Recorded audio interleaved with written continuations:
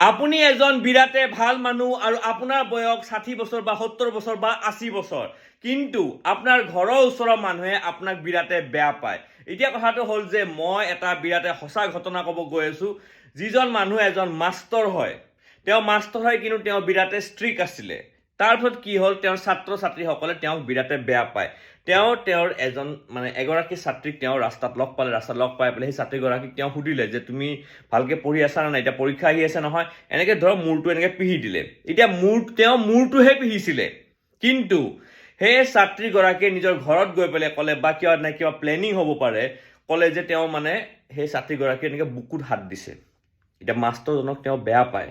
সেই মাষ্টৰজনৰ বয়স ধৰকচোন 60 বছৰ হ'ব লৈছে, তেওঁ ৰিটায়াৰ হোৱা নাই, 60 বছৰ হ'ব লৈছে, কিন্তু তেওঁৰ ওপৰত লগাই দিলে পক্সো কেছ।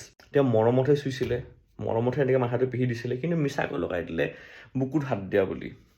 এতিয়া কি হ'ল, তেওঁৰ ওপৰত লাগি গ'ল পক্সো কেছ, য'ত 10 বছৰলৈকে জেল হ'ব পাৰে। এতিয়া মই এটাই কথা ক'ব বিচাৰোঁ যে আপুনি কোনে কাক বেয়া পায় কোনো নাজানে, কিন্তু বেলেগৰ ছোৱালী এজনীক কেতিয়াও হাত নলগাবই। সেই ছোৱালীজনীৰ বয়স 18 বছৰতকৈ বেছি হওক বা 18 বছৰতকৈ কম হওক।